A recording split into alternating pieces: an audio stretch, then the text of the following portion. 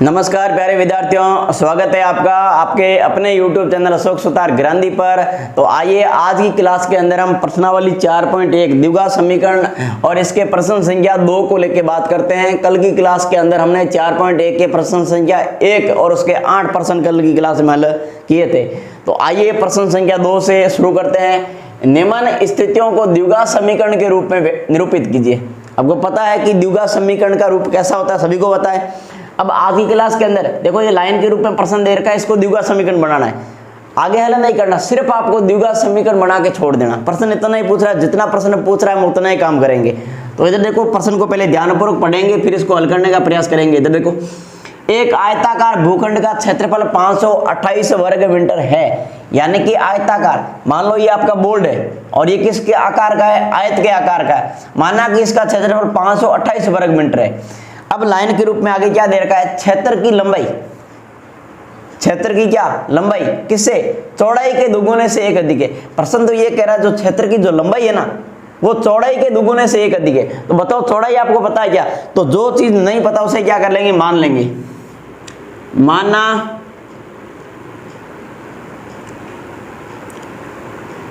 माना आयताकार भूखंड की चौड़ाई, या आप सीधा भी लिख सकते हो, माना आयत की चौड़ाई, माना आयताकार भूखंड की चौड़ाई क्या मान लेते हैं, x मीटर मान लेते हैं। अब आप में से कोई बोलते गुरुजी यहाँ स्पष्ट दे रखा लंबाई और चौड़ाई ज्ञात कीजिए, तो आप सीधा लंबाई को x और चौड़ाई को y क्यों नहीं मान रहे हो? ऐसा नहीं करेंगे। प्रश्न में पहले संकेत दे रखा है क्या, कि क्षेत्र की लंबाई किससे, चौड़ाई से कितनी है, 2 गुने से 1 अधिक है। तो किसको मानेंगे, चौड़ाई को मानेंगे, क्या मानेंगे, x मानेंगे।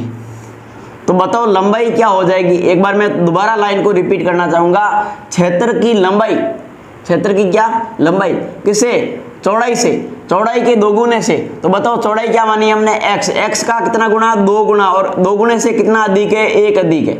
अधिक का मतलब जोड़ेंगे, कम का मतलब माइनस करेंगे। ये हो गई आपकी, ये होगी चौड़ाई और ये होगी लंबाई। प्रश्न में और क्या दे रखा है, आयताकार भूखंड का क्षेत्रफल, आयताकार भूखंड का क्या दे रखा है, क्षेत्रफल। और क्षेत्रफल कितना दे रखा है, 528 वर्ग मीटर। तो अब हम क्या करेंगे, आयत के क्षेत्रफल का सूत्र एक साइड रखेंगे और क्षेत्रफल एक साइड रखेंगे। तो आयत के क्षेत्रफल का सूत्र क्या होता है, लंबाई गुणा चौड़ाई, लंबाई गुणा चौड़ाई, और बराबर कितना दे रखा है, 528 दे रखा है। अब लंबाई कितनी है, तो लंबाई यहां से लिखेंगे 2x प्लस का 1 कोष्टक बंद गुणा चौड़ाई कितनी दे रखी है, x, और बराबर कितना है, 528। अब देखो इसको इससे गुणा कर दो, x को 2x से गुणा करेंगे 2x स्क्वायर हो जाएगा, और x को 1 से गुणा करेंगे तो प्लस का 1x हो जाएगा, और बराबर कितना है, 528। अब इसका क्या करेंगे, पक्षांतरण करेंगे। तो ये प्लस की संख्या उधर जाके किसकी हो जाएगी, माइनस की हो जाएगी। तो 2x स्क्वायर प्लस का x और माइनस का 528, और बराबर क्या आ गया, 0। इस प्रश्न को हमें यहाँ तक ही हल करना है। अगर इसमें आगे हल करना होता तो हम कैसे करते, हम इसको गुणनखंड विधि से हल कर लेते या श्रीधर आचार्य विधि से हल कर लेते। तो इस प्रश्न को इस प्रश्न के अनुसार यहीं तक हल करेंगे। और अब करते हैं दूसरा प्रश्न, वो इधर देखो। हाँ, इसको आगे हल नहीं करेंगे। हाँ, द्विघात समीकरण बन गई, आप इसको गुणनखंड विधि से हल कर सकते हैं। जितना प्रश्न में कहा गया हम उतना ही काम करेंगे। आई बात समझ में? तो ये इसका आंसर आ गया। अब इस प्रश्न में क्या दे रखा है, 2 क्रमागत धनात्मक पूर्णांकों का गुणनफल। प्रश्न को थोड़ा समझना, बहुत अच्छा प्रश्न है ये, और एग्जाम में आने लायक प्रश्न है। देखो, 2 क्रमागत धनात्मक पूर्णांकों का गुणनफल 306 है। हमें पूर्णांक ज्ञात करना है, आपको इतनी लाइन समझनी है। पूर्णांक कितने हैं, 2, और वो भी क्या है, क्रमागत, वो भी धनात्मक है या ऋणात्मक, धनात्मक है, परंतु उसका गुणनफल करेंगे तो कितना हो जाएगा, 306 हो जाएगा। तो देखो 2 पूर्णांक हो, देखो यहां क्रमागत 2 क्रमागत बोला ना, तो पहला पता है क्या, पहला पता होगा तब दूसरा याद करेंगे। तो पहला नहीं पता है तो पहले को मान लेंगे। तो क्या करूंगा, माना पहला धनात्मक पूर्णांक, पहला धनात्मक पूर्णांक, इसको क्या मान लिया x। हाँ बिल्कुल समझ के करेंगे। अब देखो, अब प्रश्न को बाद में करेंगे, पहले समझेंगे। देखो अगर आपके सामने बोल दे क्रमागत पूर्णांक, क्रमागत धनात्मक पूर्णांक या विषम पूर्णांक या सम पूर्णांक, तो हम वो पूर्णांक कैसे याद करते हैं। अगर एक पूर्णांक हमारे पास हो, जैसे पहला पूर्णांक तो इन सभी का हमारे पास क्या पड़ा, मान लिया x पड़ा है, तो इन सभी का दूसरा, देखो पहला दो पूर्णांक दे रखे हैं, दोनों नहीं पता तो एक को तो मान लेंगे, दूसरा कैसे निकालेंगे। तो दूसरा निकालने का तरीका इधर देखो, इसकी बात मैं लास्ट में करूंगा, पहले इसकी बात करते हैं। इधर देखो पूर्णांक मतलब 0 1 2 3 4 5 6 ऐसे लिख दो, यहाँ भी 1 2 3 ऐसे लिख दो। यहाँ किसकी संख्या आ गई, माइनस की, और इधर किसकी रह गई, प्लस की। अब आप ये ध्यान रखो, हमें विषम बोला है ना, प्रश्न में क्या बोला, धनात्मक, तो ये माइनस वाली काट दो। आप इतना लेके काम करो, जैसे मैंने लिखा 1 2 3 4 5 6 7 8 और 9। देखो एक क्या है, विषम संख्या, 1 के बाद विषम संख्या 3, 3 के बाद विषम संख्या 5, 5 के बाद विषम संख्या 7, 7 के बाद विषम संख्या कितनी, 9। बताओ कितने कितने का अंतर आ रहा है, 2 2 का अंतर आ रहा है। तो अगर पहला पूर्णांक x माना है तो विषम संख्या के लिए दूसरा विषम पूर्णांक क्या हो जाएगा, x में क्या जोड़ देंगे, 2 जोड़ देंगे। और सम की बात करें तो वैसे मैं बता दूं, सम और विषम का समान ही आता है, x + 2 ही होता है दूसरा पूर्णांक, परंतु होता कैसे थोड़ा तरीके से समझ लो। एक ये पूर्णांक लिखा 1 2 3 4 5 6 7 8 और 9, कहीं तक भी लिख लो। देखो पहला सम पूर्णांक क्या है, देखो पहला पूर्णांक अगर हम x मान लेंगे तो दूसरा सम पूर्णांक कौन सा होगा। देखो सम संख्या क्या है, 2, 2 के बाद क्या है 4, 4 के बाद क्या है 6, 6 के बाद क्या है 8, यही है, और 8 के बाद सीधा क्या आ जाएगा 10। बताओ कितने कितने का अंतर आ रहा है, सबके बीच में 2 2 का अंतर है। तो हमारा दूसरा सम पूर्णांक क्या हो जाएगा, x में क्या जोड़ देंगे, 2 जोड़ देंगे। तो आप सीधी सी बात हमेशा के लिए क्या याद रखोगे कि सम बोले या विषम पूर्णांक बोले, वो दूसरा पूर्णांक क्या होगा, x + 2 ही होगा। आई बात समझ में। और पहला पूर्णांक आप x मान लोगे। और क्रमागत का पूछे तो आप सीधा पहला पूर्णांक अगर x माना है तो दूसरा पूर्णांक x + क्या होगा, 1 होगा। सारी बातें समझ में आ गई होगी। तो मैं इसको करता हूं साफ, फिर हम करते हैं प्रश्न।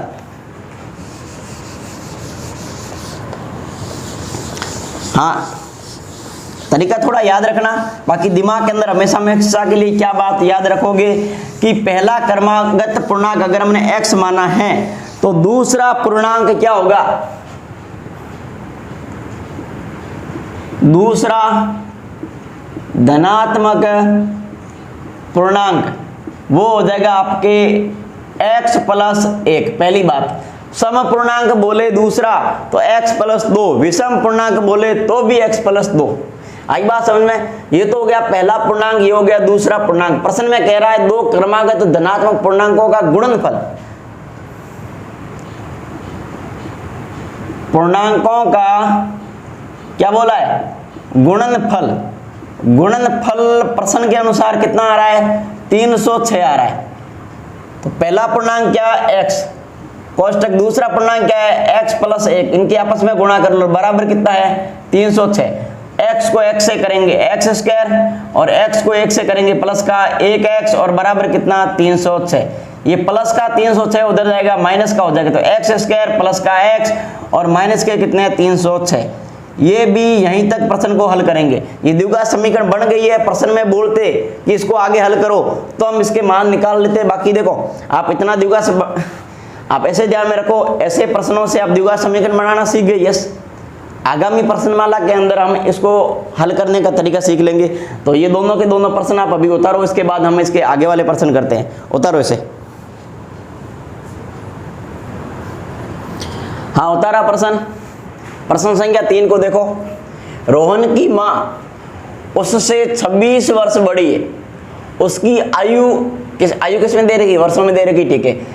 उनकी आयु का गुणनफल अब से 3 वर्ष पश्चात यानी 3 वर्ष बाद 360 हो जाएगी। तो हमें रोहन की वर्तमान आयु ज्ञात करनी है, यानी इस प्रश्न को हमें द्विघात समीकरण बना के छोड़ना है। आयु ज्ञात कर भी सकते हो, बाकी प्रश्न के अनुसार हम इसमें आयु ज्ञात नहीं करेंगे, सिर्फ द्विघात समीकरण बना के छोड़ेंगे, बाकी प्रश्न का रूप सही है। अब देखो प्रश्न कैसे करेंगे।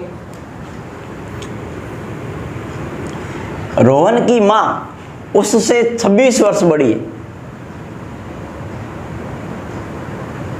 रोहन की मां उससे 26 वर्ष बड़ी है, इसका मतलब आपको रोहन की आयु पता है क्या? नहीं।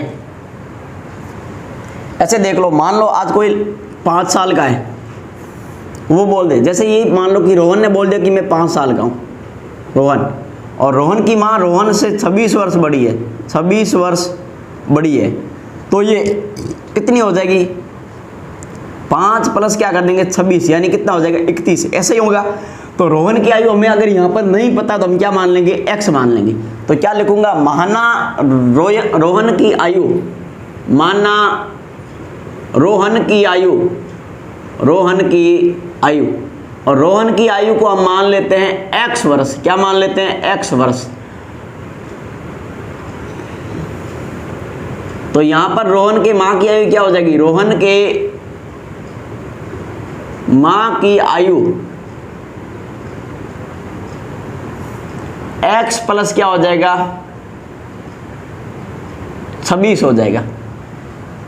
आई बात समझ में? देखो मैंने अभी आपको उदाहरण के रूप में बताया था कि माना रोहन की आयु, एक बार दोबारा समझ लो आपको अगर समझ में नहीं आया तो। देखो जैसे मैं यहां लिख देता हूं रोहन और यहां लिख देता हूं उसकी मां। अब रोहन की आयु मैंने मान ली 5 वर्ष। कितनी मान ली? 5 वर्ष। तो रोहन की मां कह रही है कि मैं रोहन से 26 वर्ष बड़ी हूं, तो रोहन की मां की आयु कितनी है? 26 वर्ष। और सॉरी 26 वर्ष नहीं, ये इससे 26 वर्ष बड़ी है। देखो रोहन की आयु 5 वर्ष होगी और ये मां है वो इससे 26 वर्ष बड़ी है, तो 26 में कितना जुड़ जाएगा? 5 जुड़ जाएगा, तो ये कितना हो जाएगा? 31 हो जाएगा। आप ऐसे समझ सकते हो। आई बात समझ में? अब रोहन की आयु हमें नहीं पता तो हम क्या मानेंगे? x, और x से ये कितना वर्ष बड़ी है? 26 वर्ष बड़ी। आप ऐसे लिखोगे। आई बात समझ में? यहां तक तो हो गया दोनों। उनकी आयु का गुणनफल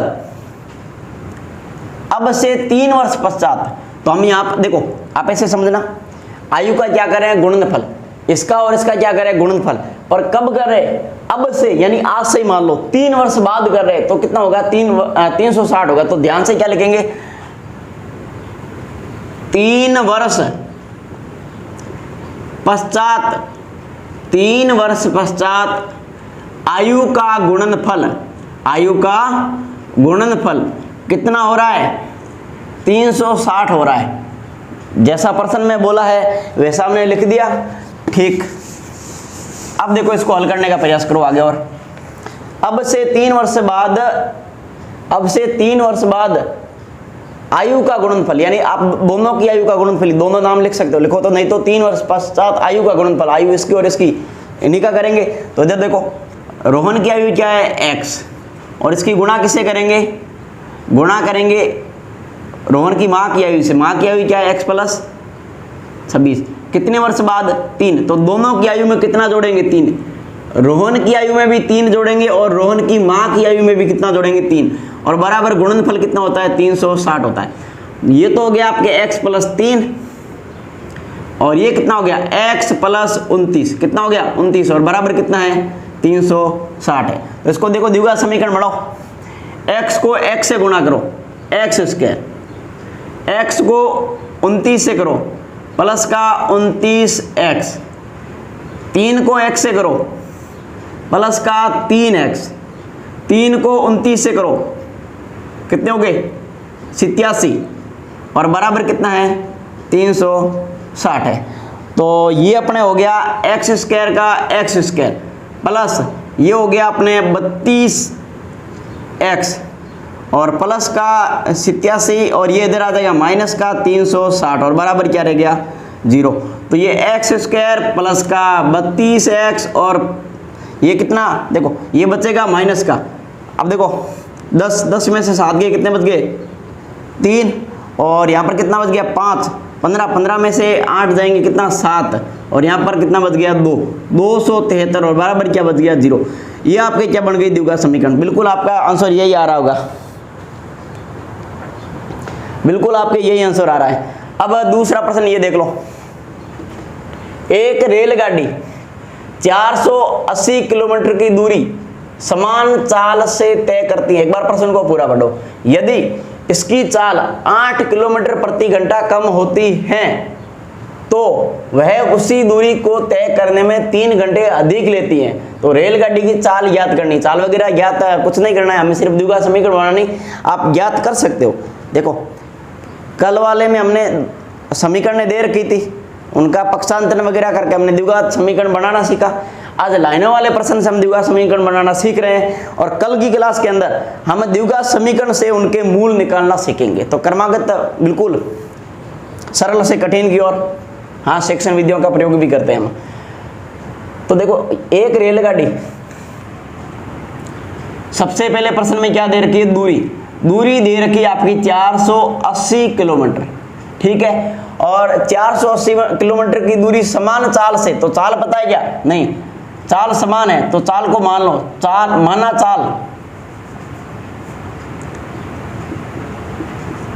माना चाल बराबर x किलोमीटर प्रति घंटा हो गया। और यदि इसकी चाल 8 किलोमीटर प्रति घंटा कम होती है तो चाल में क्या हो रही है, चाल में कमी बोला ना, हाँ चाल में कमी कितनी, देखो चाल क्या मानी थी x, और कमी कितनी हो रही 8 किलोमीटर प्रति घंटा से, तो माइनस क्या करेंगे 8, और ये हो गया आपके किलोमीटर प्रति घंटा, ये हो गई आपकी चाल में कमी, नई चाल बन गई। अब देखो अब हम याद करेंगे समय।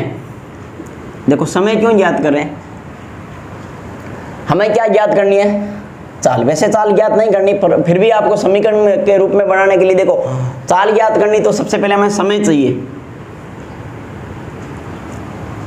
समय बराबर क्या होता है, दूरी और बट्टे चाल। देखो हमारे पास दूरी पड़ी है और चाल हमने मान लिया, अगर हम समय निकालेंगे तो ये ऑटोमेटिक वास्तविक चाल में ज्ञात हो जाएगी। समय बराबर दूरी बट्टे चाल, तो समय कितना, यहीं आगे कर लो, इसके दूरी कितनी 480 किलोमीटर, और चाल क्या मानी हमने x मानी है।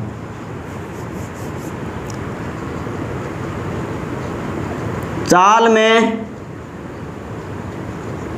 कमी होने पर, क्या होने पर, कमी होने पर समय, चाल में कमी होने पर समय क्या होगा, तो देखो वही सूत्र लगेगा दूरी बट्टे चाल वाला, दूरी बट्टे चाल वाला। दूरी तो आपकी वही रहेगी 480 किलोमीटर, परंतु चाल में कमी हुई है, तो जो चाल में कमी कितनी हो रही है 8 किलोमीटर प्रति घंटा से हो रही है, तो ये वाली चाल लिखोगे x माइनस 8, ये हो गया। अब देखो हमारे पास एक तो ये समय निकल के आ गया वास्तविक समय, और एक चाल में कमी होने पर समय वो भी निकल के आगे, दोनों निकल के आगे। अब हम क्या करेंगे, इसमें से ये वाला घटाएंगे, कैसे,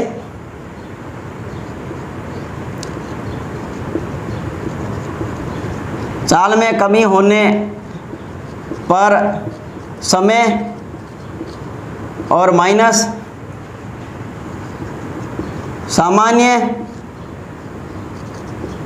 चाल का समय, और मैं बराबर क्या लिखने वाला, वो प्रश्न देखो, इधर देखो प्रश्न ये कह रहा है कि रेलगाड़ी 480 किलोमीटर की दूरी समान चाल से तय करती है, तो समय हो गया ये, और यदि इसकी चाल में 8 किलोमीटर प्रति घंटा की दर से कमी होती है तो कमी होने पर समय आ गया, ये दोनों समय मिल गया, तो वह उस दूरी को तय करने में 3 घंटे अधिक। देखो चाल में कमी होगी तो समय हमेशा क्या लगेगा, अधिक लगेगा, अधिक कितना लग रहा है 3 घंटे लग रहा है। अब मैं सब कुछ लिखने से पहले मैं आपको उदाहरण से समझाना चाहूंगा। जैसे मान लो पहले सामान्य चाल से चल रहे थे, तब उसे माना कि कितने घंटे लग रहे थे, 17 घंटे लग रहे थे। कितने घंटे लग रहे थे, 17 घंटे। अब चाल में 8 किलोमीटर प्रति घंटा की दर से कमी हो गई है, तो मान लो अब उसे लग रहे हैं 20 घंटे, यानी कितने घंटे ज़्यादा लग रहे हैं, 3 घंटे ज़्यादा लग रहे हैं। तो हम क्या करेंगे, चाल में कमी वाला जो समय है उसमें से सामान्य चाल का समय जो ज्ञात किया था उसको हम घटाएंगे और हमारी क्या बन जाएगी, द्विघात समीकरण बन जाएगी। तो ये लिखेंगे 480 बट्टे x माइनस 8 माइनस 480 बट्टे x और बराबर कितना है 3। देखो ये आप लघुत्तम ले लो इसका और फिर इसको हल कर लो और वज्र गुणा कर लो। तो देखो इसका लघुत्तम लोगे तो ये लघुत्तम दोनों आएगा, x प्लस 8 भी लघुत्तम आ गया और x भी लघुत्तम आ गया। अब देखो इसका भाग लगेंगे इसमें तो ये तो पूरा गया कट, बचा क्या, ये x बचा है और x को किससे गुणा करेंगे, 480 से। सीधा लिख सकते हो 480 हो गया, नहीं दोबारा लिख देंगे कोई नहीं, माइनस का माइनस, इस x से ये x कट गया, क्या बचा x प्लस 8 और इसकी गुणा किससे करेंगे, 480 से। किससे करेंगे, 480 से। और बराबर कितना बच गया आपके 3। इसके बट्टों में कुछ नहीं है तो आप क्या मान सकते हो, अगर इसके बट्टों में कुछ नहीं है तो आप 1 मान सकते हो।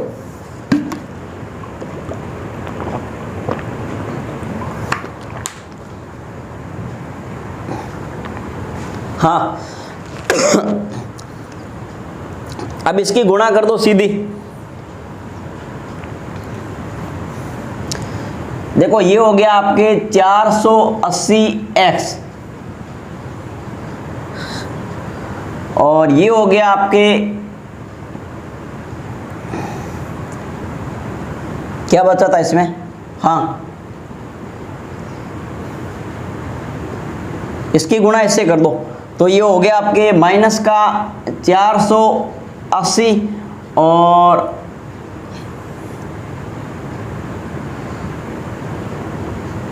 प्लस ये कितना हो जाएगा, देखो 0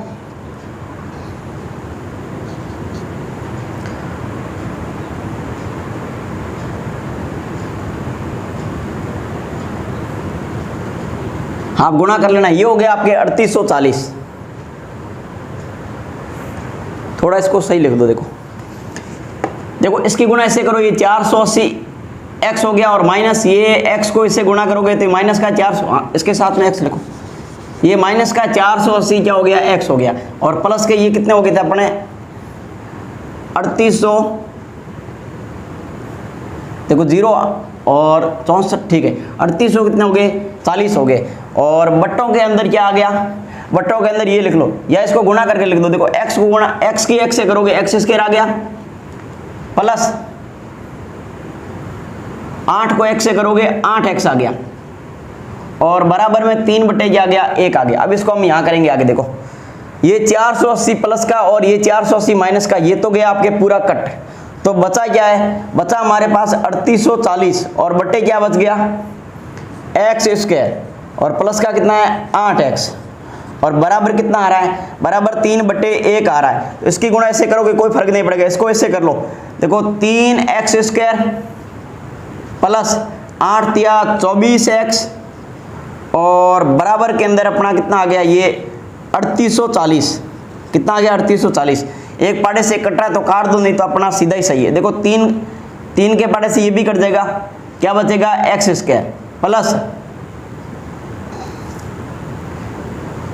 ये 8x और इधर ये कितनी बार जाएगा, देखो 3 एकम 3, 3 दुआ 6, 2 4 और 0 1280। तो ये आ गया x स्क्वायर प्लस का 8x और माइनस का 1280 और बराबर क्या आ गया 0। ये आ गया इसका उत्तर। एक बार हम इसको चेक कर लेते हैं। हाँ इसमें कुछ नहीं किया हमने, इसमें 3 का भाग लगाया है, x स्क्वायर और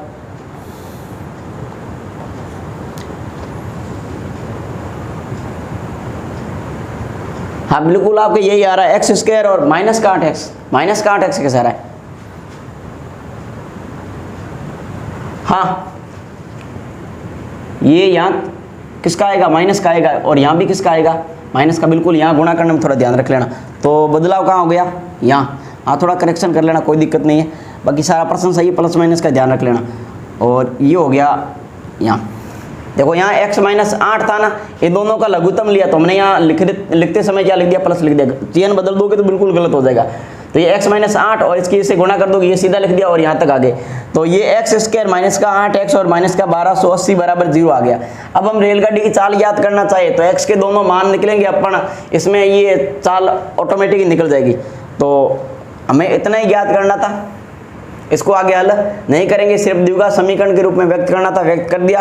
और अब हम कल की क्लास के अंदर प्रश्नावली 4.2 का अध्ययन करेंगे। तो आज के लिए हम इतना ही पढ़ेंगे, आप इसे होता रहो, मिलते हैं अगली क्लास के अंदर।